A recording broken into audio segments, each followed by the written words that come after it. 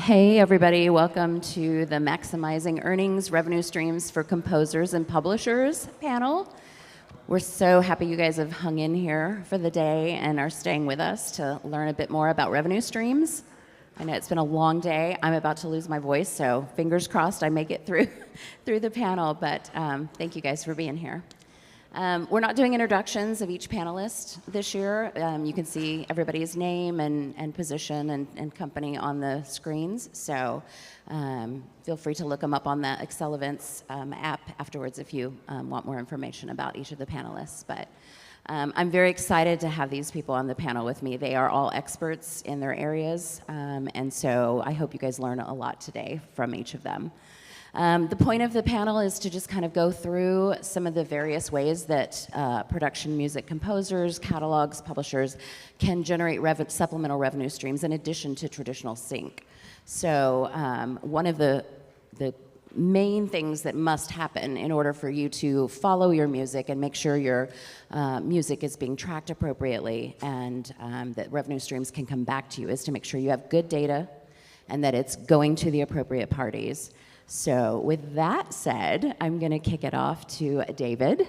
If you'll kind of talk a bit about making sure that the data sets are going to the appropriate parties and how you guys handle that. Sure. So we'll start by talking about registration. We've got a couple of different CMOs represented up here on the stage, and there are more that are not represented.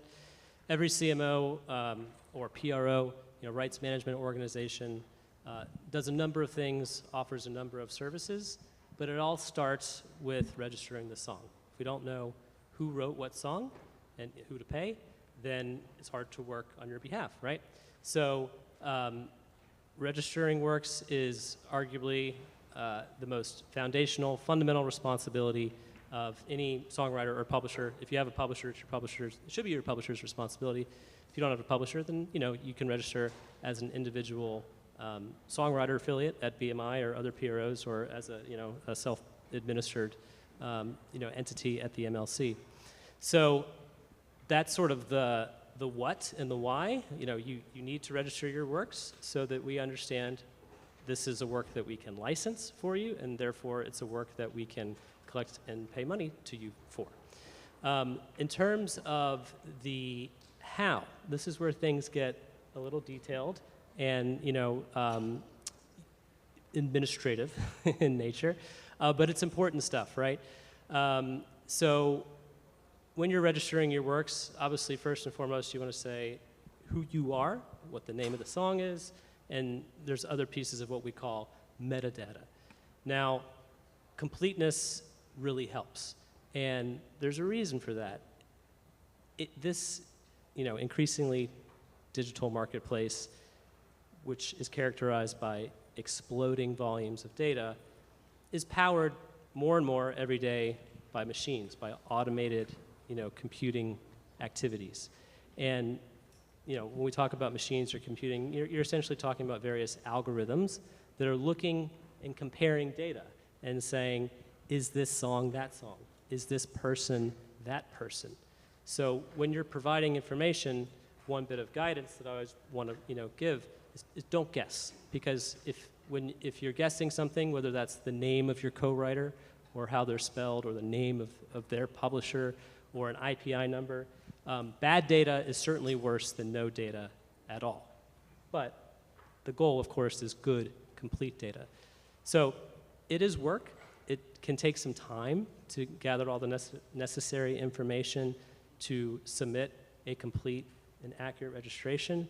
But if you do, you've set yourself and your representatives up for success. Basically, that's the one and only responsibility, and we can kind of take care of the rest.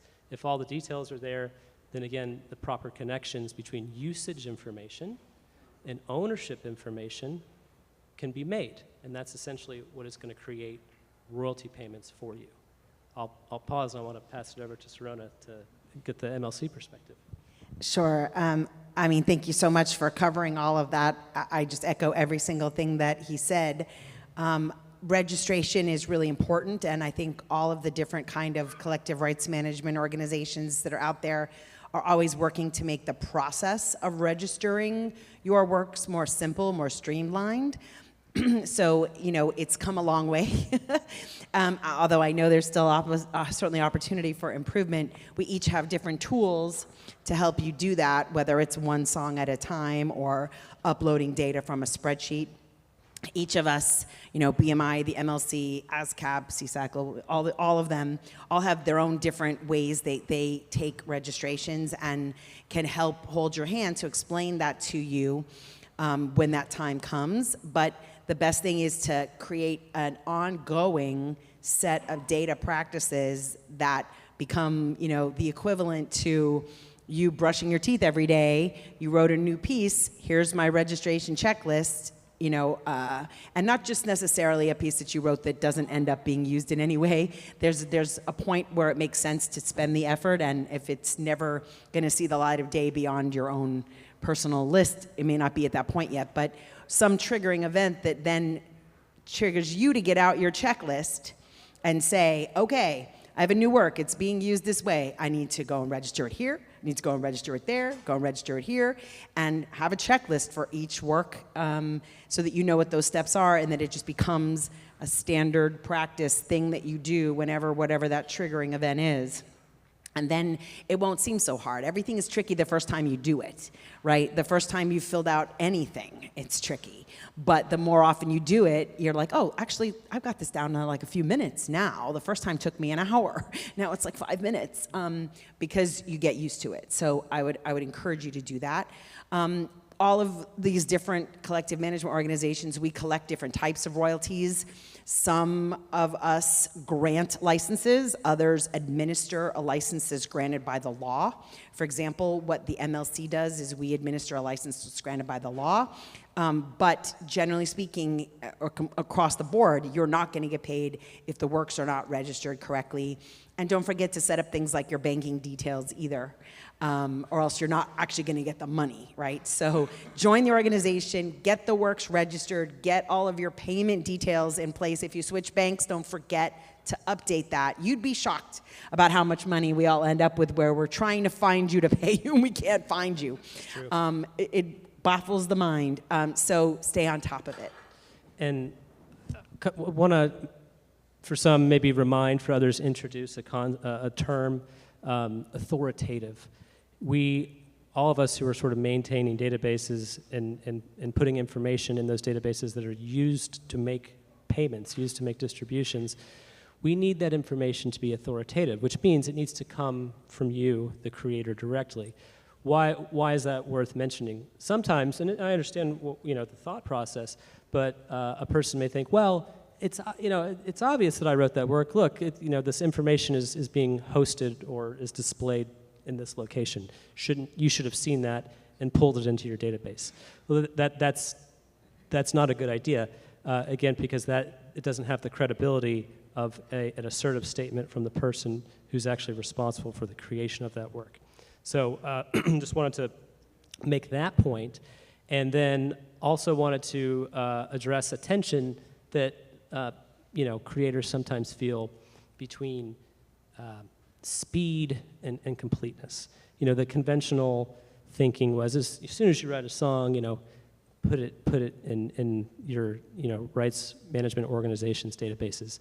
Over the years, copyrights have tended to get a little bit more complicated.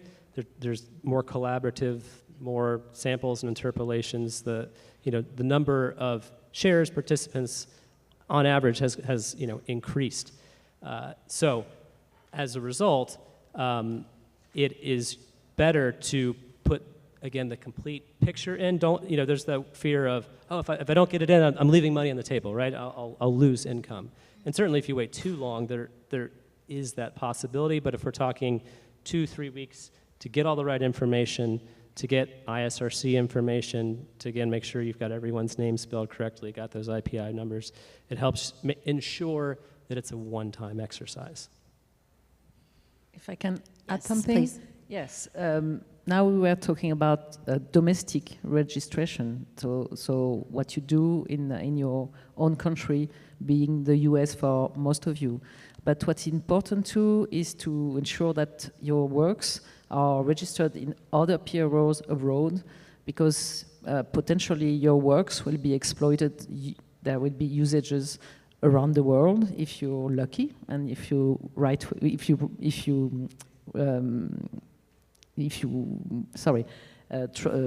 I'm losing my word. If you, I'm losing a word. If you work with the right person, and if you work with the right person, they would ensure that your work are traveling around the world, and you need your work to be registered elsewhere in all the PROs around the world, and it's the same story. You have to take care that it's done. It's usually the publisher who's in charge of that, and the sub-publisher in other territories. And they also need exactly the same amount of information, the same metadata, and it's important that it's done to ensure that the money comes to you. So try to find the partners to help you and make the music go through the world, and ensure that the rights are coming to you. But yes, and the PROs are all working together, and you are sharing information, but each PRO, it's important that the works are registered correctly. Juliette, I'm so glad you mentioned that, because maybe I'll elaborate on a comment or two I made before. So when you register your work with BMI, for example, our licenses are for the United States, so we're licensing United States activity, paying on royalties initially that are earned in the US, but through a cooperative network of society relationships, basically working with the BMI, ASCAPs, and MLCs of the world, because every territory kind of has their own version of that. Once the work is registered with us, we then communicate it out to all of those other countries, so they have it in their databases, so when the work is performed in their territories, they know, okay, this is a work which for specifically the performing right, I will pay over to BMI, so that BMI can pay it back to the original writer. So the reason I think it's important to just, reiterate that is, again, if the information is wrong, it not only ends up being wrong in one database, in one marketplace with the opportunity to delay or distort your income, but then gets cascaded and disseminated out to the rest of the world. So again, want to make sure it's right the first time. Take your time, collect all the data. If you have questions, pause. We all have customer service teams and different resources to help provide the guidance that you may need, particularly if you're doing it for the first time, like Serona said earlier. So I just need to add to that. I'm afraid mechanical royalties works a bit differently than performance royalties. So if you are a member of BMI or ASCAP or any of the US PROs, they do have these reciprocal relationships with performing rights organizations, PROs in other countries, and your work can end up registered in those countries. That is not the way it works for mechanicals in the United States, I'm afraid. The Music Modernization Act, amazing law that changed the way digital mechanical licensing and royalties works and called for the creation of the MLC. It does not allow the MLC, it specifically prohibits the MLC from collecting your digital mechanicals from outside of the United States. We're not allowed to do it. The law says we can't. And so when you register a work with the MLC, we do not register that work with mechanical rights societies in other countries. We're not allowed to do that. So when you're figuring out your solution for how are you going to get your performance royalties, how are you going to get your mechanical royalties, what you need to do is answer that question for your domestic country, and then answer that question for rest of world. The answer for your performance royalties, if you're like a self-published songwriter composer, the answer might be, well, I'm signing up with BMI, and they're going to get me domestic, and they're going to get me the world, okay? What should my answer be for mechanicals? I'm going to sign up with the MLC, they're going to get me domestic, but I need another solution for the rest of the world. The MLC is not allowed by law to be that solution for you. So you'd have to look at other options like doing a deal with a publisher that is set up to collect from overseas, doing a deal with a publishing administrator that is set up to collect from overseas, or potentially joining a mechanical rights society based outside of the US and authorizing them to collect your mechanicals from all over the world, maybe excluding the US, and you collect those directly from us. So there's some options there, but unfortunately the MLC cannot collect from you, for you from overseas. One other point is when you register your work with BMI, they don't register it with the MLC. And when you register it with the MLC, we don't register it with the PROs. We are separate. We are separate tasks on your task list. I'm afraid there is no just register it once and done. That's not the way the industry works at the moment. So you have to keep track of the different places you need to go and register that information. Awesome, great information. Thanks, you guys. We're going to switch over to UGC, user-generated content, and Bryan is going to help us understand that a bit, how you get your stuff registered, what kind of partners there are that you can have monitoring and adminning your stuff, and making sure you're getting paid for those uses as well. Yeah, so I think UGC, or user-generated content's kind of been one of the hot button topics of the last few years. As you know, you see the emergence of TikTok, Instagram Reels. A lot of these platforms are kind of competing with each other for market share of getting people onto their platform and the advertising that comes from that. And certainly music usage has been one of the biggest topics on those platforms and across the user-generated content landscape. So as a composer, first off, it's kind of important just to understand what each platform is and their licensing deals and really how that impacts you as a songwriter, as a composer, because each platform's a little bit different in terms of how you can actually collect and what does it mean to get your music onto those platforms. So just let's take YouTube for an example as the first one, because that's kind of the most popular one to talk about, and that's really where most of the revenues come from user-generated content. So a lot of what they have said is very true about making sure that your metadata is correct. So as a composer, basically the base of everything is the metadata. If your metadata isn't correct, it doesn't matter if you're sending it off to a distributor or an aggregator or a partner like Orfium or any of the other ones in the space. It just won't collect because they won't know who to send the money to. So that's just, first and foremost, one of the most important things, is just to make sure that your data is purely correct.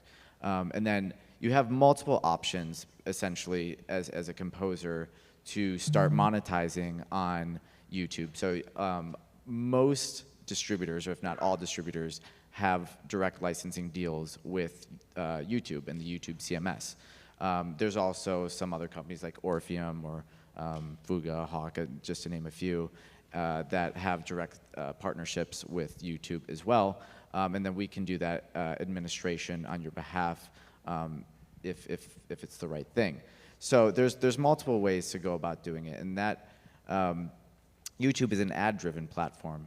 So that means that whenever there's a piece of music used in a video, on a YouTube video, there's a content ID claim that is placed on that. So a content ID claim basically means that the uploader of the video is using copyrighted music. They don't get to keep the revenue that is earned from that video. That money goes back to the rights owner.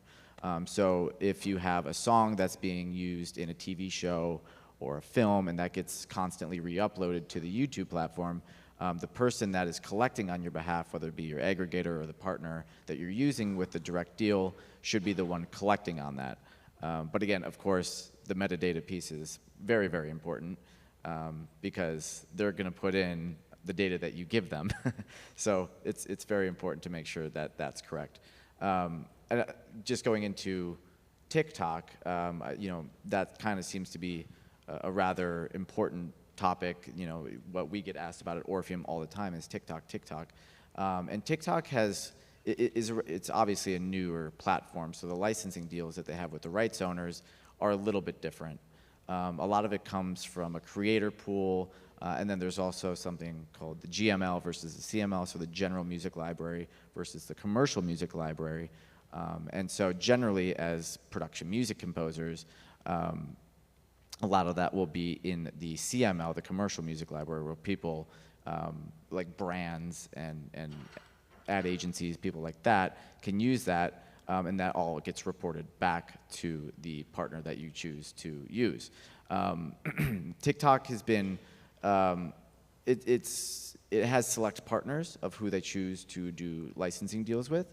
So it's kind of important just to ask, you know, if you are signed to a library, a larger library, if you're a composer with music on, you know, one of the few libraries, you know, that are represented at the PMC, it's important to ask maybe your rep there and be like, you know, are you collecting on TikTok? What does your deal look like on TikTok? So it's just kind of asking those questions because they're really the ones that are going to be adminning on your behalf to make sure that your music is being collected on these UGC platforms. So YouTube generally, in my opinion, is more accessible for more people given that they've been around the longest and they have the most flexible kind of back-end system for rights owners. And then TikTok, obviously being emerging, is a little bit newer. We're all kind of figuring it out in the space. I don't think that anybody has a true definitive answer on how to really get the money. You know, there's a way to do it, but there's multiple. It can be tricky sometimes to making sure that you're collecting properly on TikTok. So yeah, I think that's kind of the base layer and kind of a 101 of, as a composer, starting to collect on these user-generated content platforms. Can I just add something? Because I think it's something people get confused about all the time to that point. Maybe the composer should be collecting, or maybe your publisher, in that you have to understand the role of a composer, the role of a publisher, a publishing administrator, and understand for any given work, what role are you playing? Because you might be a composer in some works, you are the publishing administrator. So it will be you registering it with the PRO or the MLC or finding a partner to make the music available and getting that money. For some other works, some other party, another entity may be acting as the publishing administrator. They will be doing that registration, that legwork. And if you try to also do it when they have the right to do it, you'll create a rights mess and no one will get paid until it gets sorted out. So it's a work-by-work analysis to say who is handling the publishing administration of the song and who is actually handling all the distribution and use of the sound recording, so that you understand what is your role to do proactively versus what is somebody else's role where they've got to do that work and then you will receive money, but they're doing that work. So I just wanted to re-emphasize that because it's so important. That's a great point. Actually, yeah, because on the to your point, on the back end, like for instance on YouTube, if there's overlapping rights pictures and YouTube doesn't know who to pay out the money to because there's 110% ownership on a song, they will hold the money until somebody fixes it on the back end. So no money gets paid, it just sits in escrow. And so that's why it's so important, to your point, that making sure like I'm not registering my work to some content ID provider and my publishing administrator is also doing it. Because if you both do it, then it's gonna be 200%, and then it might sit there because the publishing admin might not notice it unless it's brought to the attention. So that's a great point, yeah. So the UGC platforms, you know, how do I get paid on these platforms? There's no two ways about it. It's a much more complicated answer than what I would consider sort of traditional. How long has this stuff been around? But traditional, you know, audio streaming services like, you know, Spotify or Apple Music or Amazon Music. And I think it's helpful sometimes to pause and ask, why is that? You know, are there reasons that it's so complicated? And in my view, there are reasons. So if you think about Spotify and the way that it engages with the industry, the way that it engages with rights holders, all the content, and I'm just using them as an example, again, it could really be any full interactive audio service. The general approach or the mindset is, I know that I'm offering music to the public. I know that most of these works, except in the case of, you know, public domain or, you know, some other edge cases are copyrighted works, and, you know, it's not mine to offer to the consumer without compensating the owner and the creator. So there's an approach. Let me license the sound recordings. Let me get a license with the MLC. Let me get a license with all the PROs, and I'll be covered for the three basic right types that, you know, are invoked by the experience I'm offering. The sound, you know, master right for the sound recording, mechanical right, and the performing right. And so that's a pretty now established, you know, game plan that most of the services follow. When it comes to the UGC services, again, UGC means user-generated, they not only have content that's not provided by a contractual partner, right? Like again, everything that you're going to have on Spotify is going to have been delivered by someone they've entered into an agreement with. Hey, we'd like to offer your music. Here's what we'll pay you when it's used. Does that sound good? Great, we have a deal. Now send us your recordings. I'll make those recordings available on the service. Well, it's very different with YouTube, Meta, TikTok, and so forth. Any 12-year-old with a phone can, upload a piece of content. It's not going through what we would call the same supply chain. So this creates a different mindset for the services. There's a question: do I owe royalties or not? It could just be a makeup tutorial. It could be, about, auto mechanics. It could be a political rant. It could be a number of things. It may not be music. So this creates a question in the mind of the platform. Do I have a copyright? Do I have to license rights, and do I have to pay royalties on those rights? So this, again, produces a really different perspective, and that perspective leads to the types of agreements and interactions that are now emerging and have been adopted in the marketplace. So I think now it might be helpful to also just clarify some vocabulary. Again, UGC is user-generated content, means that it's not going through that same professional, supply chain. Most of these services, in working with them, they don't refer to themselves as music services, right? They don't say we're a music service. The last few years, we're a general entertainment service. Again, this is a place where you can come and experience music, films, television shows, clips of late night shows, all kinds of stuff, right? More recently, the term personal expression has become the in vogue term. We're in the business of personal expression. We're allowing our users, our consumers to giving them tools to express themselves through music, through whatever. General entertainment, UGC, CMS, content management system. These are, Bryan mentioned this and he explained it very well. Just to add a little bit more to it, I think it's also helpful to note that these are applications or environments built by the platforms to manage content in the way they want it managed, right? It's not always the way that we as rights representatives would like the content to be managed. And that's a dialogue, and that's something we work on, and we build those relationships, we work on those partnerships so that we can, better work on behalf of our members.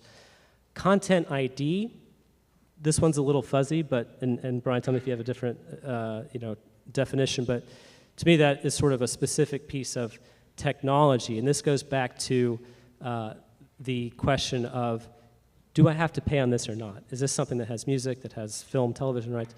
So Content ID, in the case of YouTube, anytime someone uploads a video, it's scanning the content and trying to say, what is this? Do I detect music? Is there the presence of music? Oh, I think there is. Do I know what that music is? Can I find a fingerprint in that? Oh, I do know what that is. That belongs to this rights holder who delivered me the information. So that Content ID comes into play for that very reason of there's stuff they pay on, there's stuff they don't. Content ID helps them answer that question. Am I going to pay on this? So just wanted to provide a little kind of context on why this stuff gets so complicated, because then you add the fact, again, to Serona's comments, that these platforms do generate potentially the same revenue streams, sound recording royalties, mechanical royalties, performance royalties, but the interactions, the procedures, the methodologies become very different due to the UGC and general entertainment nature of those platforms. And David, do the PROs pay on the performance side of the UGC content? Yes, that is right. So BMI is very specifically licensing the performing right. We've been kind of rattling them off here, but I don't know, maybe we should take a moment to define them a little bit. Sure. So if you think about mechanicals tie back to reproduction and distribution. However, in the US, when we use the term mechanicals, we are talking about audio only. We are not talking about video. The MLC does not pay on TikTok or YouTube videos or Instagram or Facebook videos, because the term mechanicals in the US, we're talking about the reproduction and distribution of a song composition as an audio-only sound recording made available in certain ways. So the mechanical right is really a combination of reproduction and distribution. And when we say mechanical, we're talking about just for the song. When the sound recording is reproduced and distributed, we don't use the word mechanical. We use a variety of words, often just the sound recording license, the master license. It's very vague. If you actually look at the terms of it, though, you would see that often it will include the right to reproduce, distribute, publicly perform. So we've got a hodgepodge of terminology in the music industry that is very inconsistent across sound recordings versus compositions. Sorry. But so when you're talking about the use of a sound recording of a musical song on any digital platform, to analyze the rights, you have to say, well, how is that being accessed? Was that just a performance, like on digital radio, or interactive streaming is a performance? On TikTok, on YouTube, those are performances. Okay, so now I'm talking about a performance license, what's happening with that. Is that also, or instead, a reproduction and distribution? Okay, you have to analyze if it is or if it isn't. An interactive stream is considered a reproduction and distribution. Like digital radio is not considered. So you really got to get into all that, and that helps figure out what money's flowing where. So UGC, which we're talking video, it is a performance, but it's not only a performance, because the music is being connected to and synchronized with a visual image. So you have both the performance, and then you've got, if you want to get real technical about it, it ties into the derivative right under the copyright, but call it a synchronization. And then that video is being reproduced and distributed as an interactive stream. So ultimately, you've got to break it apart and say, for interactive, like UGC video, I've got a performance money coming, some kind of license for that, and I've got a sync, mini sync, social video sync, however you like to refer to it, which is a bundle of permission, coming from a different pathway, usually. So I'll let you go from there on the performance piece. Oh, yeah. So the mechanical has more constraints around it, and a little more difficult to define. The performing right is, I think, the most broadly invoked right. So BMI, we license radio, television, all the audio streaming services, some of the ones I just named, all the audio-visual services, Netflix, Hulu, Amazon Prime, Apple, Disney+, so on and so forth, live concerts, theme parks, sports leagues, hotels, fitness centers, things like this. Because all those businesses, when they have music in their commercial environment, their business establishment, that music is being performed to the public, to the consumers that have come into that space. It's not being played or performed for the personal enjoyment of the owner or the manager. It's there to create a compelling ambiance, a nice experience for the people that are shopping for those products or experiences. So the performing right is very broadly used by the business community, and we are generally a business-to-business business that then collects money and pays it to the individual creators. So that is the performing right in a nutshell. Again, very very broadly used, ranging from this hotel to radio stations and Spotify and YouTube and so forth. Juliette, do you have anything to add about UGC and the foreign territories? No, only that it's sometimes tricky after that for the distribution of the performings to ensure that it's done fairly, and because obviously it's not the production music which is the most seen and recognized on those platforms. So I know that at SACEM, for example, in France, we are really lobbying to ensure that production music is treated fairly, because obviously the hits, the commercial music is mostly what's receiving the big share of the money. So as production music community, we sometimes have to lobby to get fairly payments, but I'm sure you have the same issue here, and you have the same discussions. Oh, I mean, absolutely.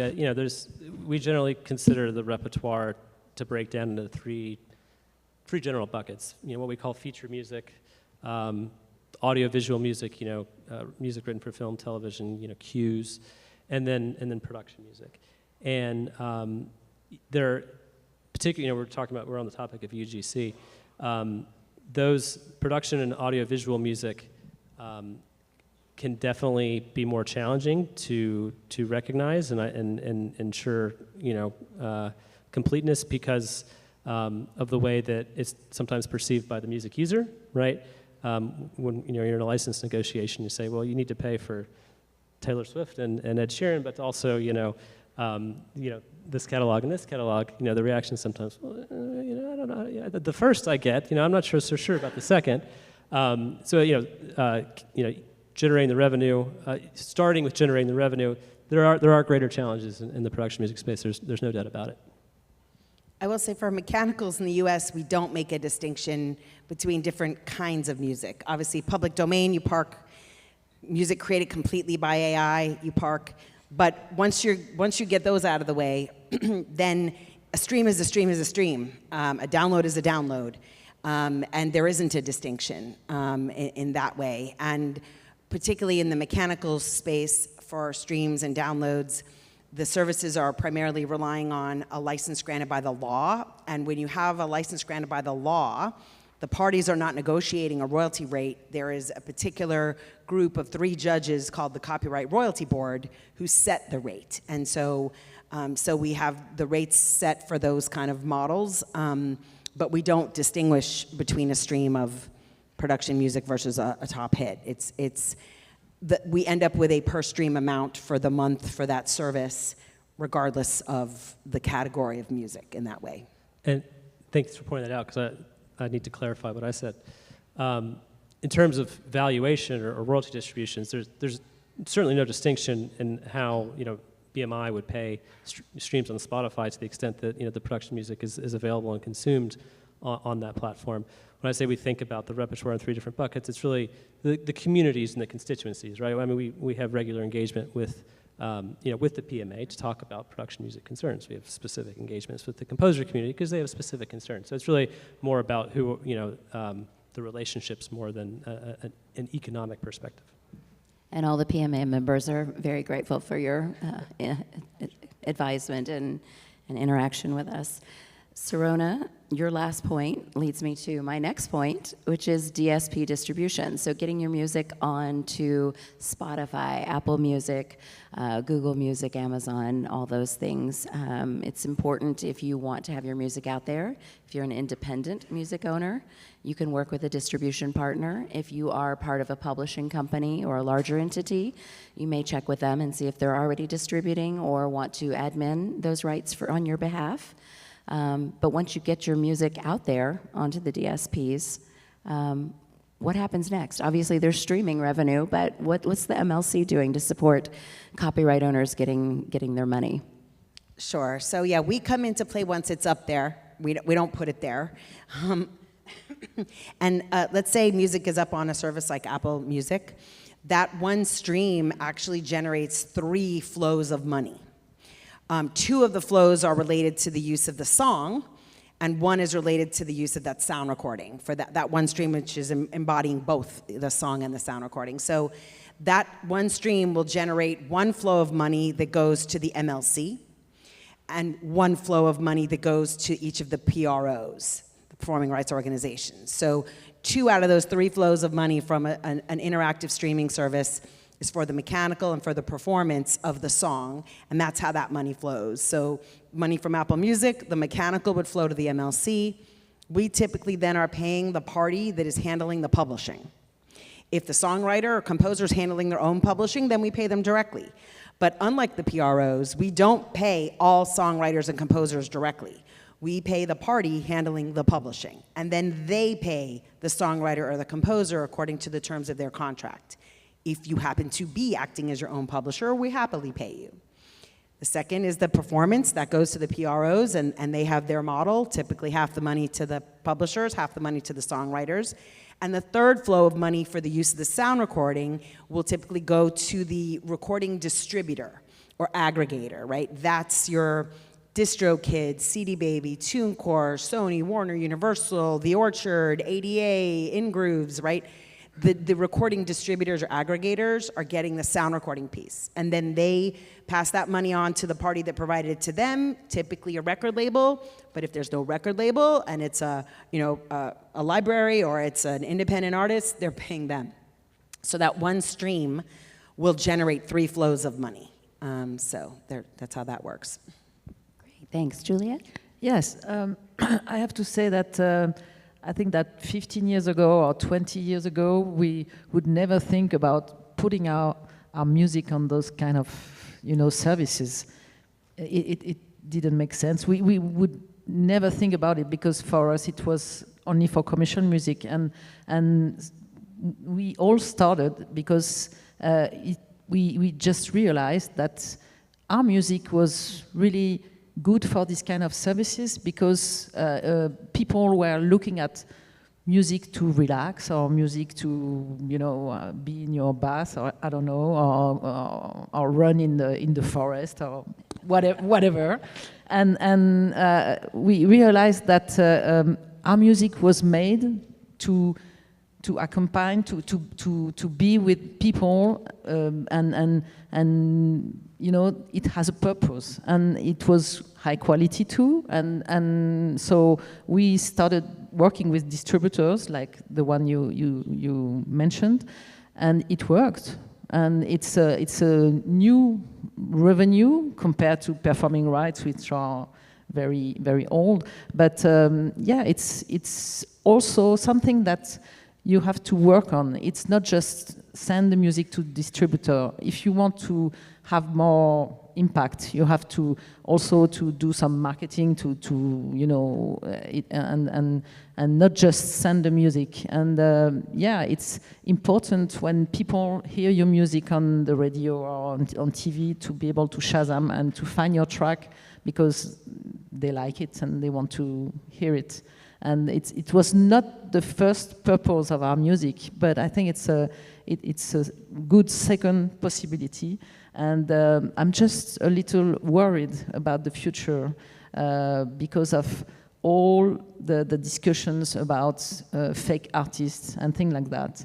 And very often production music is considered as fake artists, which I'm sure everyone in the room agrees it's not the case. You are all real artists, real composers, and I'm a little afraid of that. I heard that some companies have seen their music take out of Spotify or others, and I think that collectively, as a community, we have to ensure that we are not push out of this market, which is important for us. Actually, I just wanted to add 2 things. One, a little bit on that, if you maybe get excited, you're like, yes, I'm going to get my music up on these services. Do not fall into a trap of having somebody say, pay me some amount of money and I will get you some number of streams. Of course. Yes. Don't do it. Thank you. You'll end up banned from these platforms. It's not good, okay? Paying for streams is not good. Avoid that. So do all the right things from a marketing perspective. Do not pay for placement on a playlist or pay for somebody to, use a bunch of computers or humans somewhere to drive up your stream count.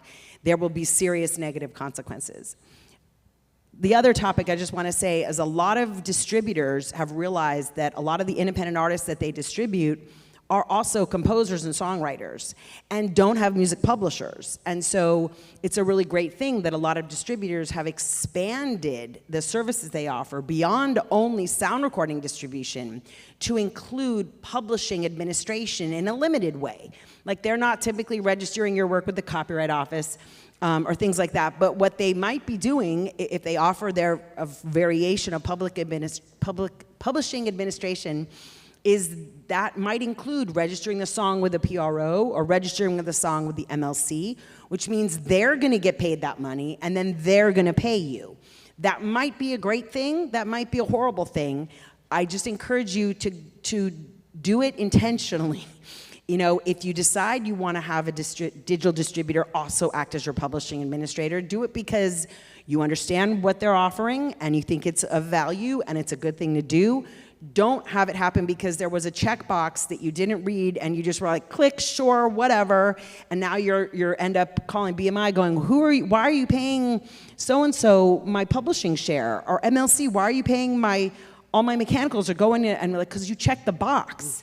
Pay attention. It's a great service, and I think it's really good for a lot of self-administered songwriters and composers who don't especially have another way to tap into the UGC money, because they can collect that for you too, but you just have to be very intentional about it. Do it because you really wanted to, not because you weren't paying attention. Great warning, thank you. And back to Juliette's point, being very mindful about what you're distributing to the DSPs and making sure you have somebody that can work with you in playlisting and making sure you're hitting the music to study by and music to work out to and those kinds of things. That's where we see the most success in distribution efforts. So I think we've covered everything we had on our list to cover. I think we'll open the floor up to questions if anybody has any. They've got some mics they can bring around to you if you have a question for any of the panelists. I see a hand in the middle. I know that was one of the first ones I think I saw. A gentleman with the glasses about midway through. It's kind of hard to see you guys with the lights, sorry. Yeah, hi there. Thank you so much. My name is Frosty, and it's my real name. A question, if you sign up for this would be a question of Bryan and Serona maybe. If there's a conflict of interest because you signed up to 2 different royalty collectors chasing the same pool of money, what happens? Are you getting notified? Is anyone getting notified? Am I in trouble? Could you elaborate on that a little bit? Thank you. Yeah, no, you're not in trouble, but you're not going to get any money. So you're kind of in trouble. But essentially, the admin who so just for example, if you've given your music to one admin and then you've given it to another admin, and they both upload your music to the Content ID system, what happens on the back end is that there's going to be a conflict, and essentially, the admins have to pay attention to that and correct it via typically a manual process of emailing the other rights owner and saying, hey, we noticed that you have this asset. Is this correct? Who actually owns the ownership to this song on the back end of YouTube? And then usually it gets sorted, but it might take, it could take weeks, it could take months depending on the response time, which admin partner you're dealing with. Because a lot of times internally at companies who do this Content ID stuff, if there's not somebody specifically on those teams watching out for that, then it's just going to sit, and then you never make money on that song because there's confusion on the back end, right? So it's really, really important for you as a composer to understand where you're sending your music to be admin on these user-generated content platforms, because the platform doesn't have an incentive to clear that conflict up. They keep the money. Until somebody fixes it, they keep it. It's an interest-free loan for them, so it doesn't matter. And so that's why it's really, really important to make sure, okay, I'm just going to send it to one partner or my distributor or my aggregator, and they'll do it, and then they understand it. So does that kind of answer your question? Yeah, mostly. Let's say I sign up to mechanical licensing collector, but I also signed up with another one. Yeah, the answer is different depending on which of us you're talking about. So the MLC has a process of dealing with ownership conflicts. BMI, ASCAP, CSAC, they will all also have, each of us have our own process that are similar but not identical.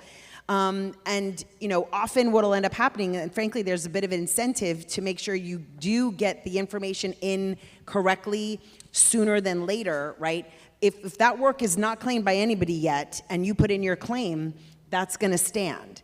When the second claim comes in, it's not going to be able to be added. It's going to be rejected, right? So you sign up with one of us, claim 100%. That'll sit there until someone else comes along and says, I need 100%. And they will be told, there is no 100%. At that point, either they'll be like, oh, my mistake, or what do you mean? It is mine. I want to initiate this dispute problem. I want to kick off a rights dispute conflict with you. And then each of our processes kicks in. The MLC, then everybody who's making a claim gets notified, and they're all looped in, and we're like, okay, tell us what's going on. But each party has their own particular process. But the first person in it's gonna sit there until the next person comes in and can't add their claim because somebody else has already claimed it, and now the process gets triggered, right? You know, before I was talking about how the business is increasingly powered by automation. You know, Spotify's delivering over 150 billion streams, a quarter in the U.S. Apple Music is 80 billion more. Amazon, so billions and billions and billions. They're performing. They're exploiting, copyrights held by hundreds of thousands of different people, millions of different works. So to make that all happen, everyone wants things processed fast and at scale. And so that's where you work on, the automation aspect. But I think an unfortunate, reality or truth from my perspective is that all that automation is really, if things are set up properly, it works if there are no conflicts or confusion. As soon as you introduce a conflict into the data ecosystem, that starts to create confusion. Is it who's right? Is it this person? Is it that person? Who's got the better information?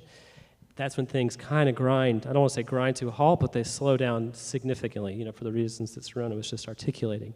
So that's kind of going back to that theme of, don't guess, make sure you feel comfortable and knowledgeable about what you're doing, and if you don't, pause and get it right the first time, because bad data is worse than no data, sometimes. We got somebody up here. Oh, I saw your hand back there first, in the very back. Is the data that BMI uses for performance the same data that Content ID, like Orfium or AdRev would use? And if so, does adding something to allow listing change that data that BMI receives? I would say, yeah, it's generally the same data. Allow listing doesn't. Allow listing is simply just making sure that the channel doesn't get any claims on it. So that can be done through your provider. So the data doesn't change with allow listing. That's basically just a process saying that this channel is allowed to use whatever music on it from the provider. But I think from a data standpoint, it's pretty much the same, depending on the sound recording or publishing. Yeah, so I think I understand the question. So, we have a license, BMI has a license with YouTube. It's what's called a claims-based license, which is a little different than the traditional blanket license, which is really the main type of license that was in the marketplace for the first 78 years of our existence. Going back to the UGC topic of am I paying on this, am I not, this led to YouTube coming up with this concept of, well, you're going to have to tell us what's yours. You're going to have to claim it, right? You can make claims through CMS. That's not really how we do it, just because of the scope of our repertoire. So you register your works with BMI, and that tells us, I'll say your name is John. I'll say, John, John's got these 10 songs. He's placed them. He's a BMI member. He's an affiliate. He's placed them in our repertoire. That means he wants us to license those works, and he wants us to collect all the royalties that are earned from the use of those works. So let's go out and do that for him. And so YouTube will submit what they call a master list of sound recording assets. And what we will do is relate those sound recordings to the compositions in our database, and then make a claim when we make that connection. Oh, that sound recording contains the song that John wrote. Let me claim that for him so that I can collect the performing right royalty and pay it to him. And this leads to something else I meant to mention in the registration topic, but forgot to, which is the digital ecosystem. There is, and I'm speaking from the perspective of an organization that represents one of the rights associated with the composition, the words and music, not the recording. The architecture of the ecosystem is really oriented around the sound recording. because the sound recording is the thing that can be, robotically or, recognized through music recognition technology. That technology is starting to be more effective in recognizing underlying compositions through things like melody match, but it's still not, nearly as effective as just knowing that's the fingerprint of that recording.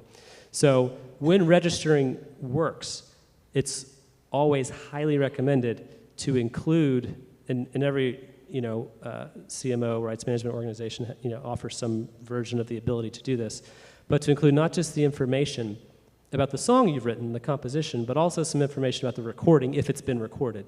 Chiefly, number one, the artist. Give us the artist name, and then if you have it, the ISRC. Great. Can I add Yes. something? Do you have the same rule regarding the registration for the online, for DSPs? The fact that we have to register before, of course, before the song is online, and if not, you have 1 month or something like that. You see, if a song is used on TV, it doesn't matter if I register the song before the usage or after, because you collect a big pie, and after that you get all the data and you do the distribution, because on the online usages, it's different, because you have to say to Spotify or to Apple or others, you have to tell them this is my repertoire, so you have to be aware before of the first usage of the repertoire. Yeah, so that starts to touch on that, speed versus completeness question. Just to be clear, that claims-based interaction, that's very specific to, right now, YouTube, at least for BMI, at least in the United States.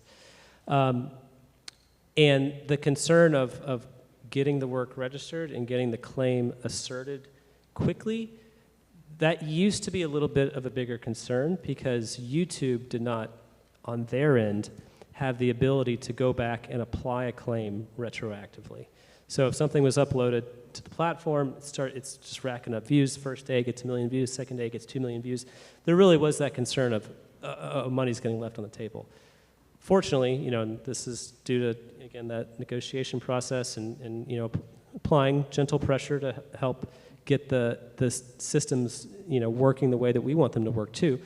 They have implemented a capability they call back pay. So now they can retroactively go back and make sure that you're paid for all views. So. And what about It works DSPs? differently, completely differently. So ours is not a claim-based model.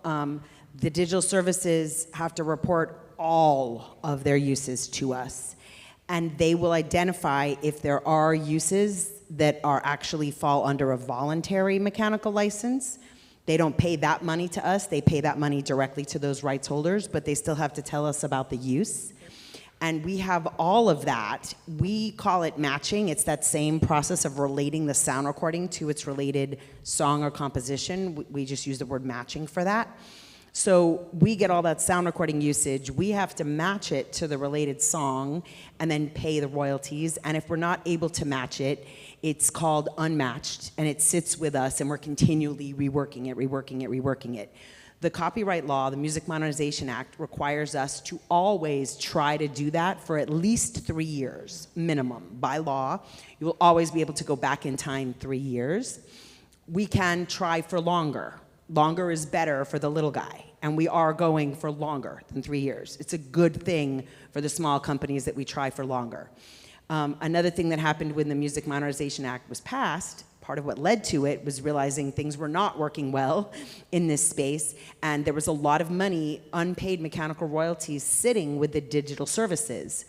And the copyright law said to them, if you transfer that money and that data to the MLC, you can avoid getting sued for not having paid it. So they did transfer more than about $420 million to the MLC, and we call that money historical unmatched because it predates the new way of doing things. It's from 2020 and earlier.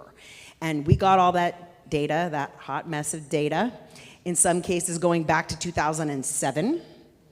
We got it. It's earning interest now. We started cleaning it up, getting it in our system, matching it. We started paying it out in the summer of 2022, and we've been paying it out ever since. One of our biggest mottos, thanks to the law, is transparency. We have an entire page on our website with a dashboard on the status of this, public website. So the MLC.com, under how it works, there's a whole page called Historical Unmatched, and you can see how much was transferred to us from which services, how much we've paid out, how much we're still trying to match. So the great news is right now, some rights holders can actually still get their unpaid digital mechanicals in the US going back to 2007. Eventually, not 2024, not 2025 at this point, probably sometime 2026, we will at some point have to be like, last call to go back beyond a certain time period. And then what happens to that money is it's actually going to be paid out across all rights holders on a proportional basis. The law requires that as well. MLC doesn't just keep it, and it has been earning interest. It will be paid out to all of the different rights holders, and then all of those publishers who get that money are also required by law to share it with their writers and composers.